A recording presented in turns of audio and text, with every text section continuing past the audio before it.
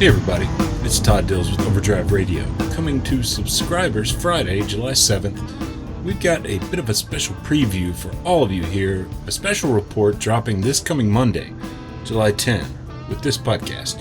It's called Trucking's State of Surveillance, and follows Overdrive's surveying of our owner-operator, small fleet, and company driver readers about monitoring and or tracking capable technologies used in the business.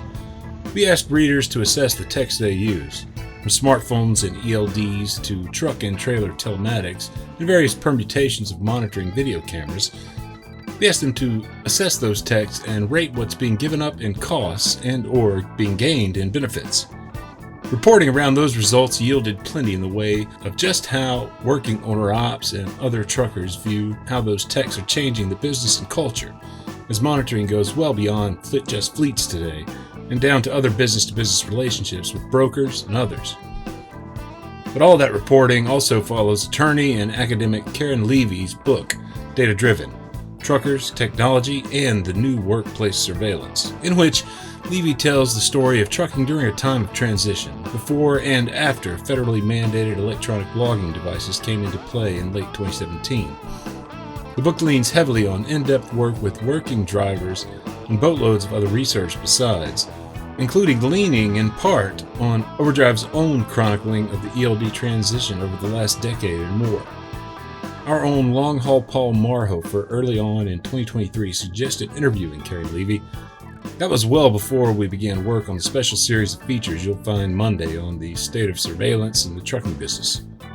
Today on the podcast, the results of that interview that eventually happened, certainly integral to what's a big report in 7 parts. Marhofer and Levy here will take us back to the initial inspiration for the book with FMCSA's first feints toward an E-log mandate more than a decade ago. That's a 12-year journey. It was a much bigger chunk of my life than I expected, but...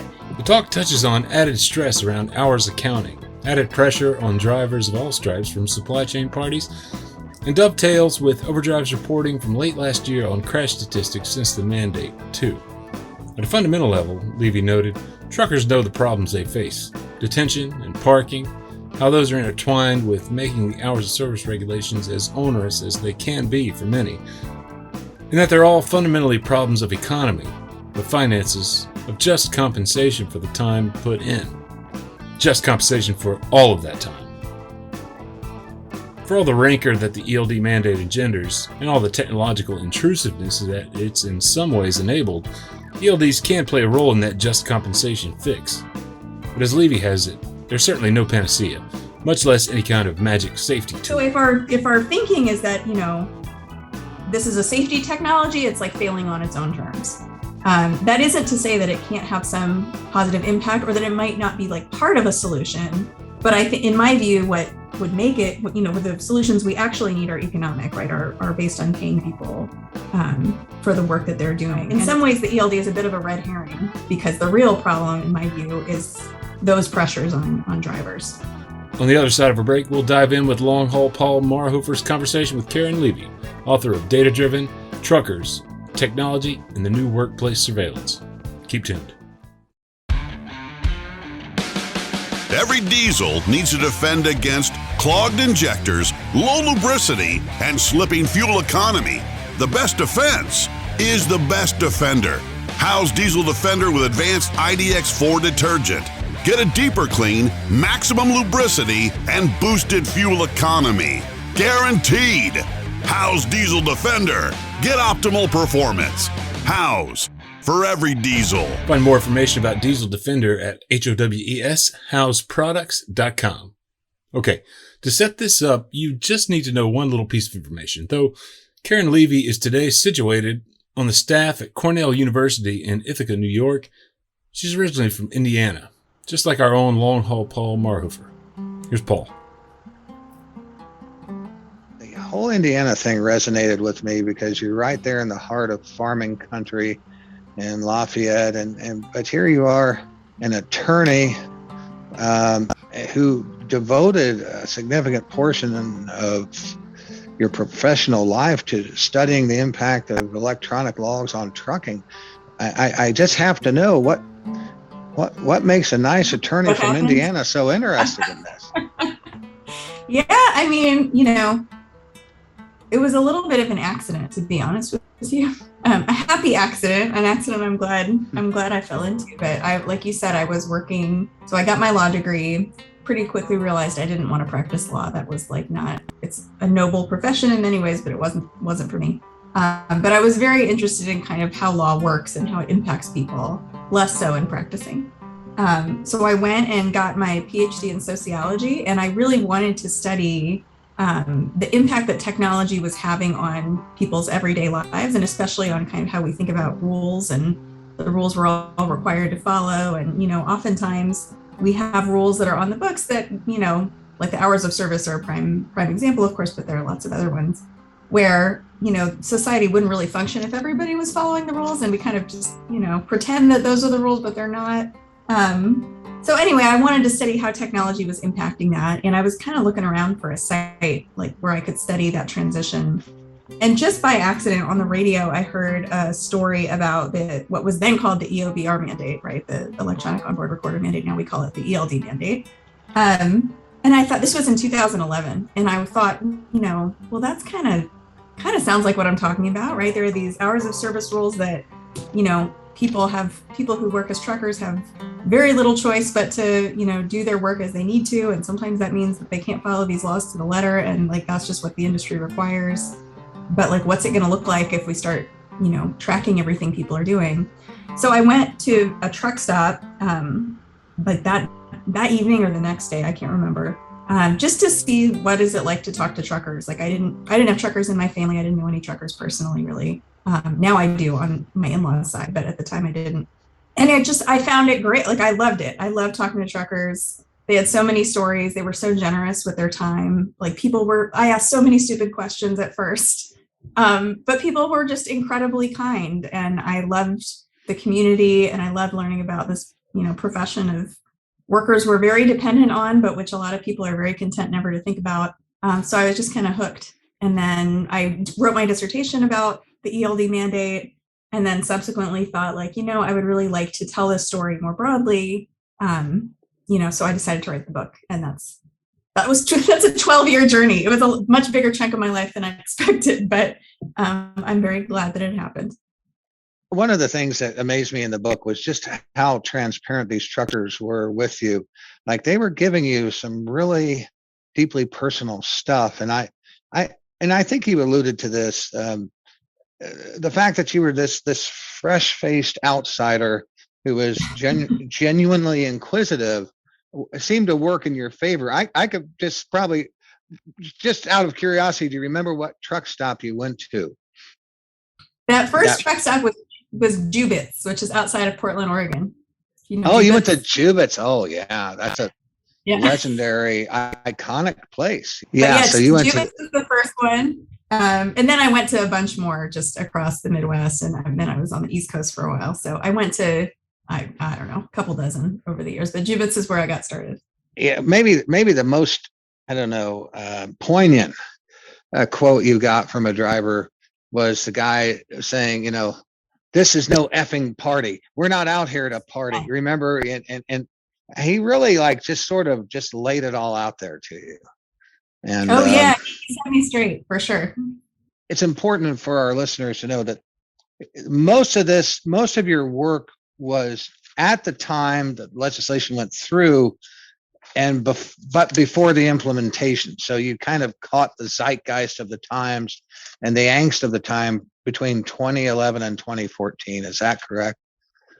Yeah, that's right. Yeah. And that was kind of a strategic choice, right? I wanted to see, there's a lot you wouldn't learn if you looked only at the period after the mandate, right? So, it was a lucky that I was trying to, write a dissertation before the mandate, but it was useful to see, okay, what does it look like when people are using paper logs, and what does it look like when they're using e-logs? And so I tried to, do both. Like I went to 4 different firms over the course of the research, and 2 of them were using electronic logs and 2 of them were using e-logs. And I talked to lots of truckers who were using both to try to get a sense for kind of what the variations were and what people were concerned about coming down the pike. And then, of course, I talked to a lot more people after the mandate went through. But you're right? Like that was definitely this period of transition where people kind of saw this coming, right? And it had been brought up several times before, right, by the government. It had been challenged legally and, delayed in various ways, but I think everyone kind of knew this was likely to happen. And by 2012, there was Obama had signed a bill saying like the FMCSA is going to have to do this, right? Like they had no choice in the matter anymore, really. Levy refers there to the MAP 21 highway bill that year, which directed establishment of what would become FMCSA's electronic logging device mandate, and which would eventually be implemented beginning in late 2017. So yeah, it was a little bit preordained, but it was a good moment to kind of capture what these anxieties look like. So after MAP 21 gets signed into law, then that's when it becomes just a constant rolling matter of journalistic interest for Overdrive magazine. And we have a colleague of ours who wrote under the pseudonym West Memphis, chronicled his transition into electronic logs. But what I found interesting as I was reviewing Wes's work is that he so many of the comments on these articles just resonated with what you found, and I think there's a certain I've spoken to drivers who have read your book, and there's a certain deep respect that just regular working truck drivers have for what you've done, and because it's like maybe it's because they felt seen and heard in that. And but it's also in reading some of the articles about data driven, which I got on audiobook, thankfully, and I metabolized the book in a very trucker like way. I listened to it over and over again, which I speaking to someone who's an academic, I feel a little bit embarrassed to say that, but it seems to me that you approach this with a lot more rhetorical modesty than some of the articles suggest. It seems to me the central thesis is that truckers are the canary in the mine shaft, as it were, and this is an important way of looking at what remote work is going to become in a wider context. Was that part of what drove you to do this? Yeah, it's a good question. I certainly think, not to say it was good timing, but as work has shifted and more people, as you point out, work remotely, or, digital technologies that supervise workers are cheaper and easier to come by across all different industries, right? Certainly trucking, but, lots of other industries too. Warehouse work and, even things like finance and law, like you just see a lot more of this kind of remote monitoring. So I do think, I think truckers are special obviously truckers are special in lots of ways. I think trucking as an industry has some unique aspects that make surveillance in this context, like, especially interesting.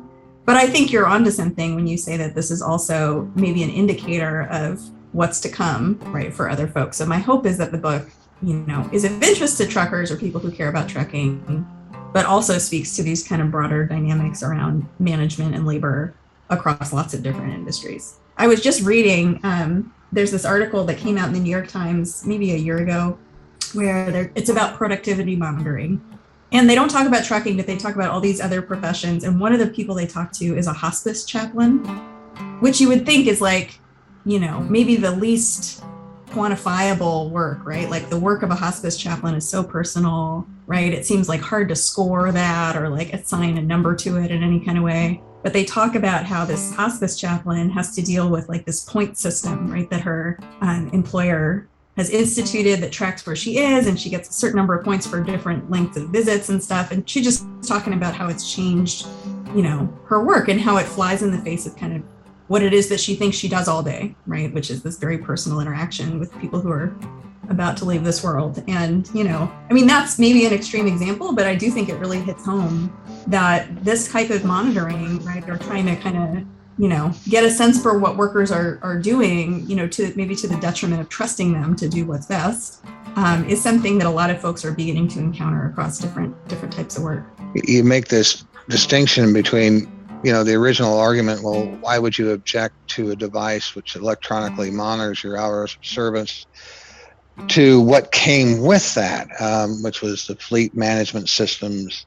And in many cases, as in the weather, this you constantly refer to this weather channel discussion between dispatch and an ostensibly sleeping driver. And could you talk about that exchange a little bit, because I think it so beautifully epitomizes how badly fleet management systems can go.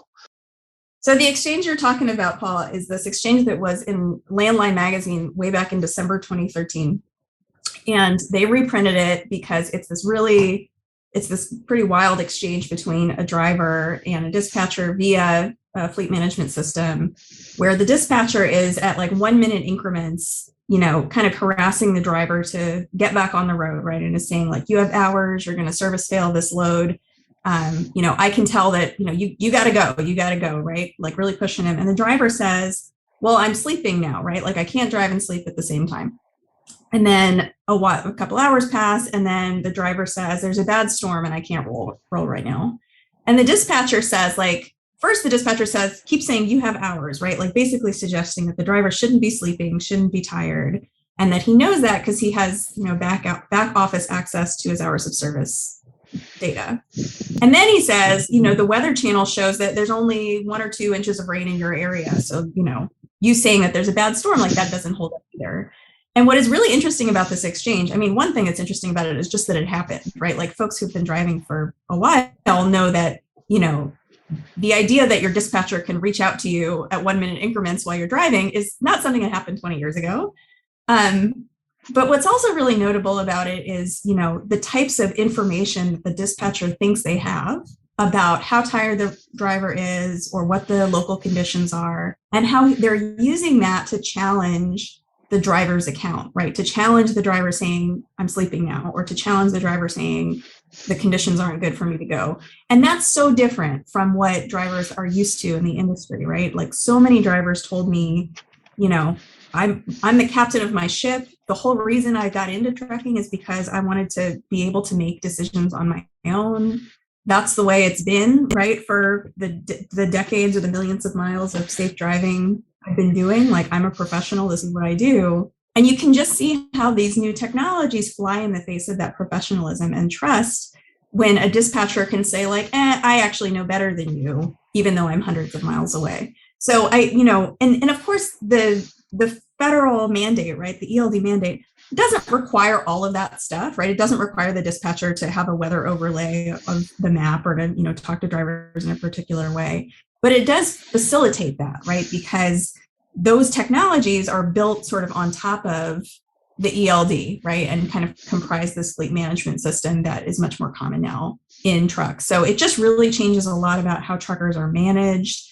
On top of that, and this is something that, there's been really good trucking trade press about, there's kind of this idea that these data that are gathered about truckers and their whereabouts also have value to a bunch of third parties, right? So insurance companies or companies that sell services like parking to truckers. So there's a lot of value, right, for managers and for these third parties that come from ELDs. There's arguably less value for drivers, right? It's not obvious exactly how drivers benefit from having these in the truck. It just speaks to the whole onset of aggregated information and predictive analysis, analytics. We're a few years out now from when a lot of the research on this book has been done, and I try to approach the topic of ELDs with the same rhetorical modesty that you've approached this book, and I made the transition. It was a difficult transition because it changed the entire culture around trucking. And I think what's interesting about that exchange is who that driver was interacting with was probably not the type of people that I've worked with and worked for. I usually, and what you had, like say in the 90s, the 80s, was like the culture of the entrepreneur who built the company. So you've got, these iconic photographs of J.B. Hunt in his cowboy hat and the story of J.B. Hunt coming from nothing with one truck and building this massive fleet. And a lot of that was rooted in the character of the good old boy made good. And so, and obviously J.B. Hunt wasn't on the other end of the phone line every time you called, but it was the culture of the entrepreneurial, vision of America. And then I can remember Dave Nemo, had Frymiller Trucking had a long-standing account with the Road Gang when Dave Nemo was an all-night DJ, and he would say, "And Don Frymiller is out in his truck right now trucking. Work work for the trucker." And it's so there was this sense of camaraderie, and I always.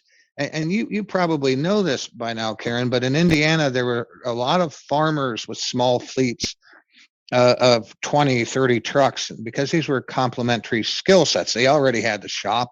They already had the tools. So why not get into a little trucking, haul a little grain?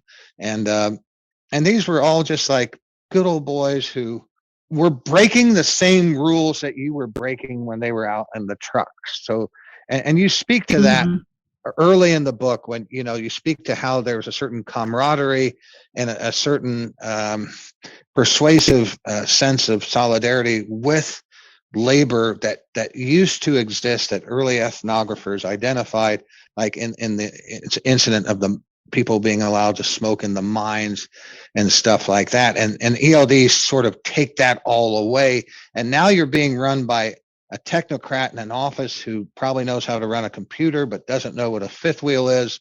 And so the culture of trucking has necessitated, ELDs has necessitated this great changing of the guard. Yeah, I really think there's something to that. I mean, the type of knowledge I think that's valued in a trucking firm, and this is maybe true just, across the managerial class generally, right, in other industries too, but certainly in trucking, is, as you said, right, data analysis, like the ability to predict things, kind of like the management consultant framework for finding inefficiency, almost regardless of what the industry is or what the work in that industry looks like, right? Like it's very driven by the bottom line. And sometimes that happens to the exclusion of actually knowing how people, like how the industry functions or how people do their work. So it tends to be a little more based on these kind of principles of expertise that are divorced from the actual labor that people do. Like I agree with that, and one thing that I think we see happening, and this is something I talk about in the book, is like if you try to impose order on an industry or a group of people working together, and you do that without on the ground knowledge of how it is that people are getting things done, right? You do it kind of based on this abstract notion of what work looks like, or, how it is that people are interacting. You're almost certain to miss the boat, right? You're going to solve the wrong problem, or you're going to solve the problem for the people with the most money or the most power, but, in a way that maybe is to the detriment of the people who are actually out there taking risk and doing work.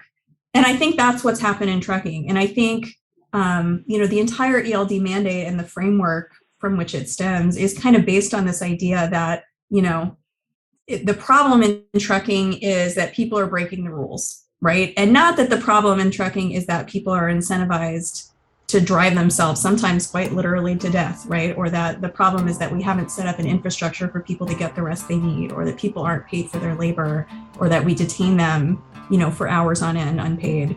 I mean, those are the problems. One thing that was really striking to me when I talked to truckers is that, like, they of course know what the real problems in the industry are, right? Like any trucker will tell you what the problems in the industry are, sometimes at length and with colorful language. But the people making decisions, right, or deciding how it is we're going to address problems are sometimes solving the wrong problems, right? They're solving problems based on this kind of false sense of, how the industry actually functions or why people are breaking the rules, right? They kind of don't get to the root cause of hours of service violations. They just stop with, well, this is the rule and we need people to follow it more closely. So anyway, I take that point, right, that you raised about kind of the ways in which kind of the people who are in power or doing management or making decisions are maybe less informed by what the work actually looks like. Paul here raised a reference in Data Driven to the historian Alan Derrickson's book about what he calls the, quote, cult of manly wakefulness in America. The old sleep is for sissies saw, and the very real first responder type instinct that can set in all of us to get the job done in a crisis.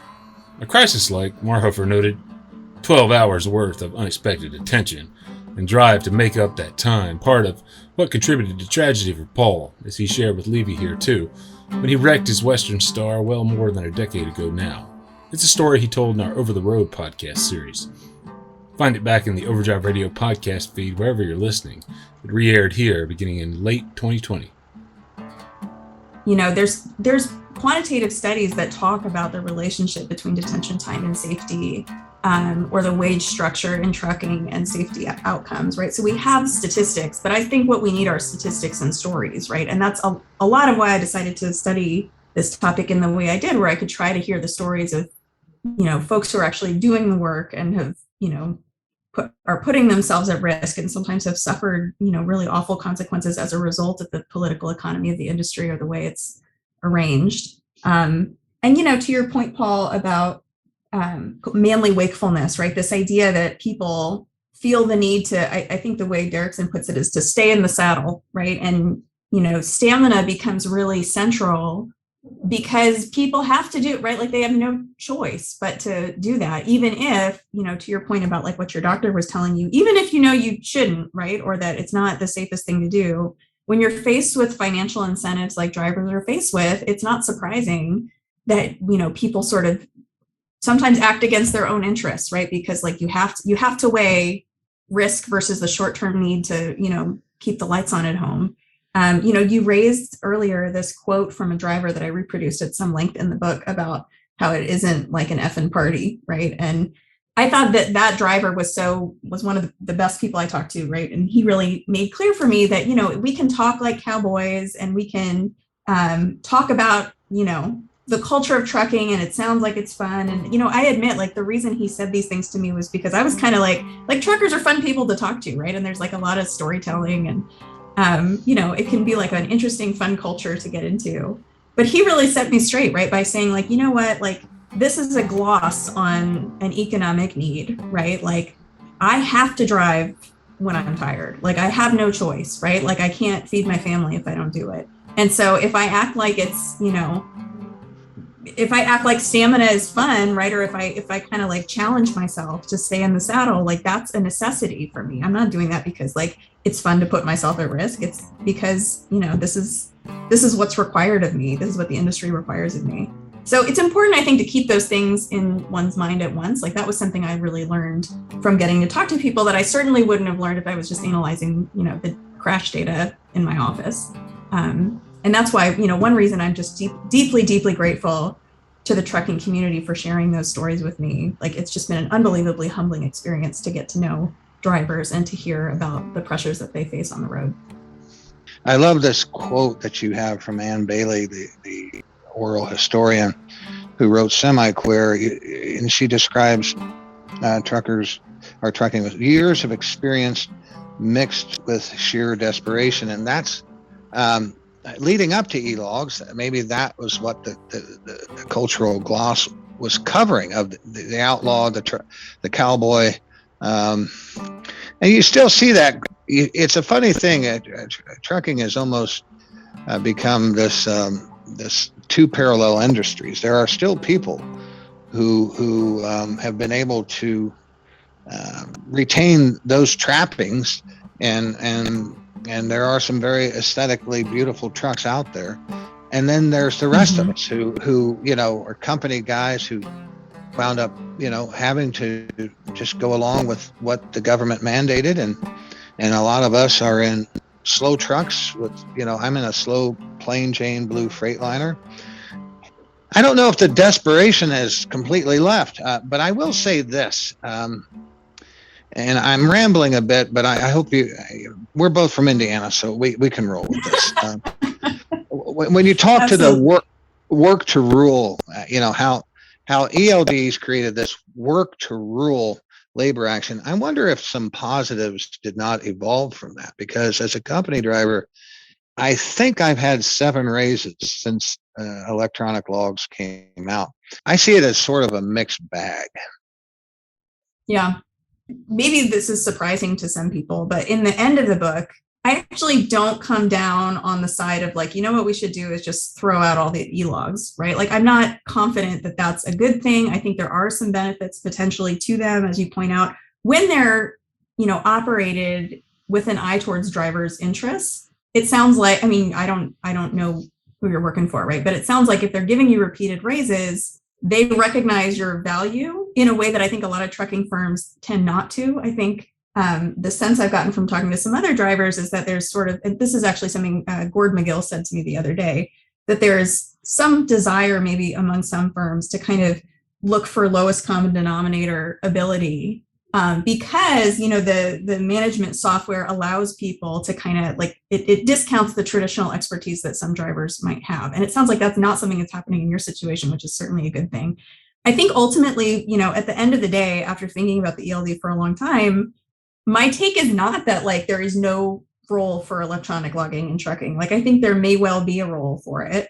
What I do think it tells us, though, is that the ELD is not effectively, it's not solving the safety problem, right? Like the quantitative data that we have demonstrate that if anything, crashes and fatalities have gone up since the mandate, in large part, because, in some part at least, because speeding has gone up since the mandate, right? Because people feel more of a squeeze to get from A to B in 11 hours than they did before.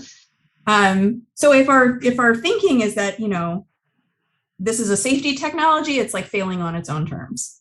That isn't to say that it can't have some positive impact or that it might not be like part of a solution.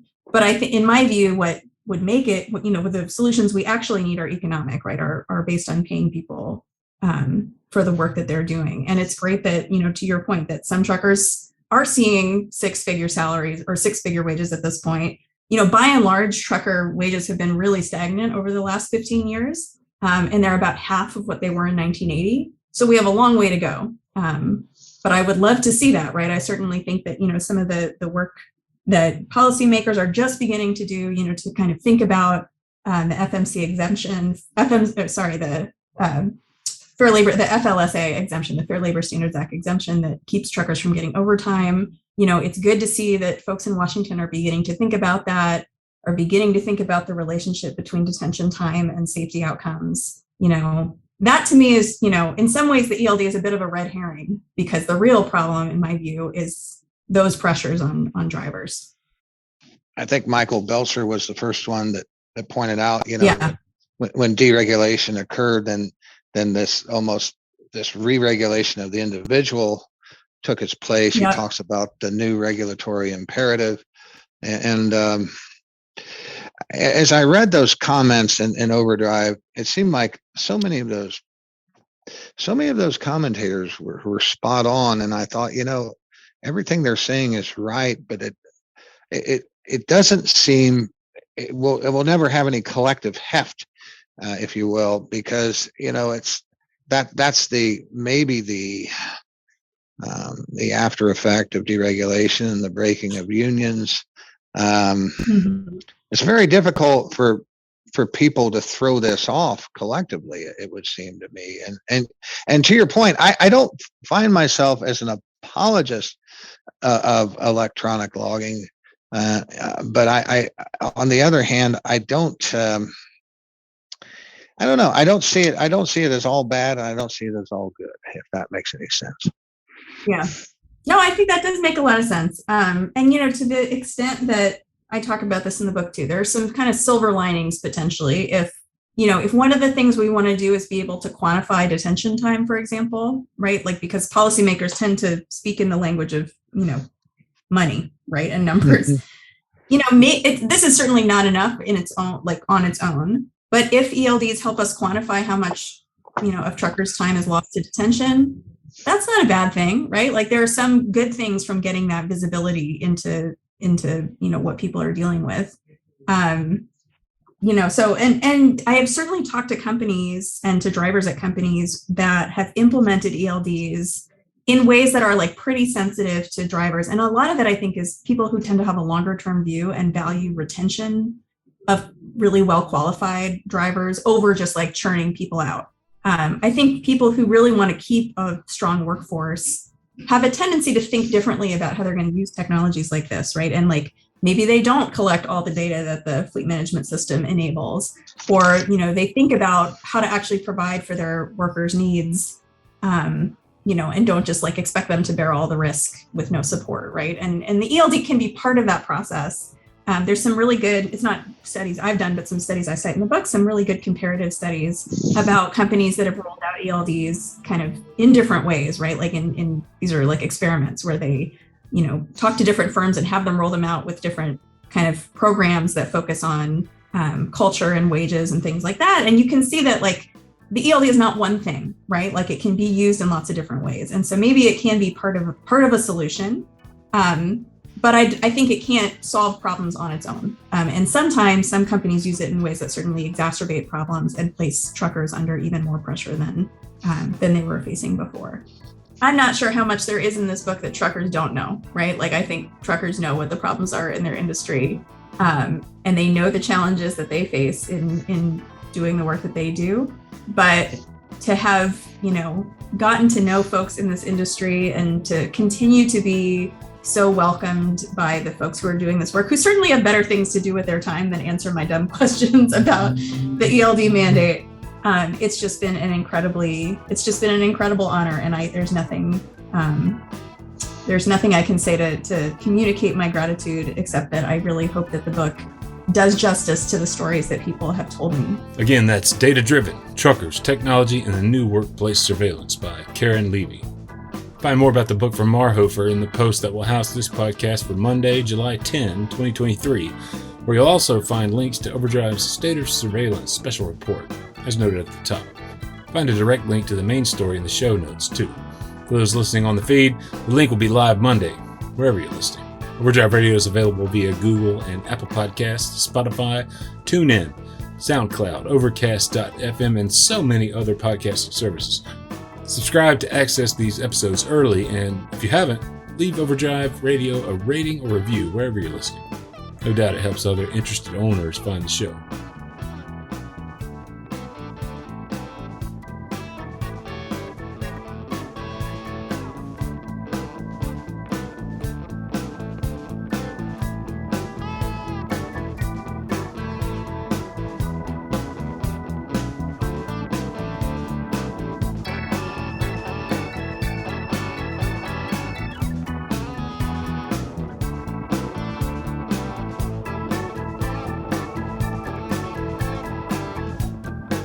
Overdrive Radio is a production of Overdrive, the voice of the American trucker. It's edited and produced by me, Todd Dills, with the acoustic guitar and other support of trucker songwriter Long Haul Paul Marhofer, who we heard from today, of course. The theme is Legend of the Snake Man by Marhofer, featuring the guitar work of Travis, the Snake Man himself, Whammick.